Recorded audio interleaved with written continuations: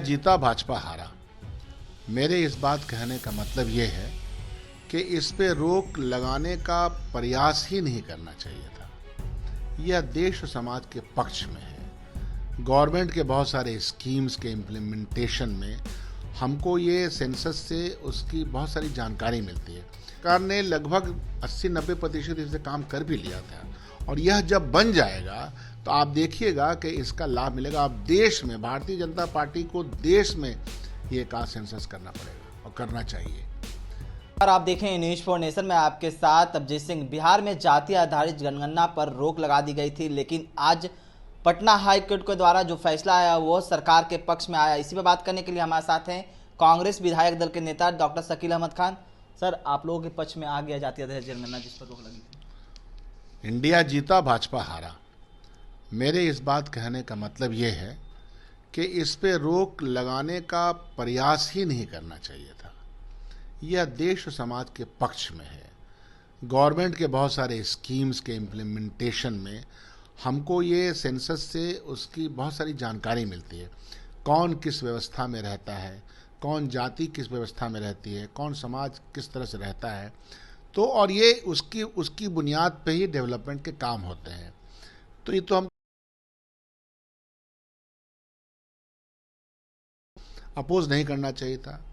तो यहाँ न्यायालय ने में रोक लगा, लेकिन आज ये खुशाइंद बात है, इसका हम इस्तकबाल करते हैं कि उन्होंने इसको जारी रखने की बात की। हमारी सरकार ने लगभग 80-90% इससे काम कर भी लिया था और यह जब बन जाएगा तो आप देखिएगा कि इसका लाभ मिलेगा। आप देश में भारतीय जनता पार्टी को देश में ये का सेंसस करना पड़ेगा और करना चाहिए। भारतीय जनता पार्टी के विचार का तो उल्टी धारा बहती है। उनको उल्टा चलने में मजा आता है और झूठ बोलने में मजा आता है, वरगलाने में मजा आता है, लड़ाने में मजा आता है, झंझावात फैलाने में मजा आता है। इसलिए वो इस तरह के तमाम अच्छे कामों को, तमाम पॉजिटिव वर्क को रोकना चाहते हैं। लेकिन अब क्या होता है कि आते आते इनकी जितनी भी योजनाएं जिनका के लाभ जनता को नहीं मिल रहा है, कितना कितना वादा किया था, स्टार्टअप इंडिया तो और स्मार्ट इंडिया 2022 तक सारे घर बन जाएंगे। इनके बयानात तो देखिए, माननीय प्रधानमंत्री जी के बयानात, माननीय वजीर दाखिला गृह मंत्री के बयानात, इनके बांक बकोरों के बयान देखिए। अभी हमने देखा कि वहाँ मणिपुर में स्मृति ईरानी जी इलेक्शन में गई हैं और क्या मज़े से वहाँ कैंपेन कर रही है। और उन लोगों के ऊपर जिस तरह का अत्याचार 80 दिनों से चल रहा है और उसका जवाब जिस प्रकार से वो दे रही है पार्लियामेंट में, तो बुद्धि भ्रष्ट हो चुका है। भारतीय जनता पार्टी और उसके आइडियाज़ के का दिन ख़त्म हुआ। अब ज़रूरत है कि जल्द से जल्द का सेंसस भी हो, उसके रिजल्ट भी आए, योजनाबद्ध तरीके से काम हो। यही तो हम लोग चाहते थे और यही हुआ है।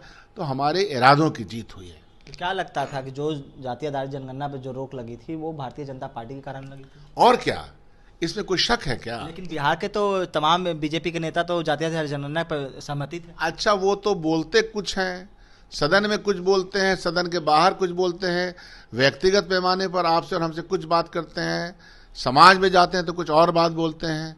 उनके बोलने का क्या, पूरी कवायद उनके इशारे पे चल रही थी। लेकिन वो तो कह रहे थे कि सरकार की मंशा ही नहीं थी कि जाति आधारित जनगणना हो, इसी के लिए रोक लगा। वो अपने दलील ने अब तो वो यह बात कहेंगे ही, लेकिन उनके मन में तो जब रोक लगी लड्डू फूट रहा था।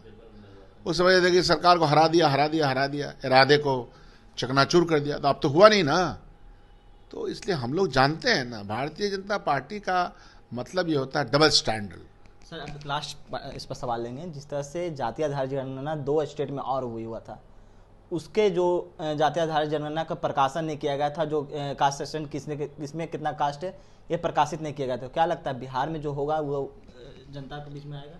बिल्कुल आना चाहिए, प्रकाश पे भी आना चाहिए और उसकी बुनियाद पे गवर्नेंस की कवायद बननी चाहिए। जो होगा यहाँ पर सभी जनता बिल्कुल होना चाहिए, बिल्कुल। चलिए, ये था हमारे साथ कांग्रेस विधायक दल के नेता डॉक्टर शकील अहमद खान। इन्होंने तमाम सवालों का जवाब दिया। इस तमाम फर्क बने रहे न्यूज़ पॉइंट के साथ। नमस्कार।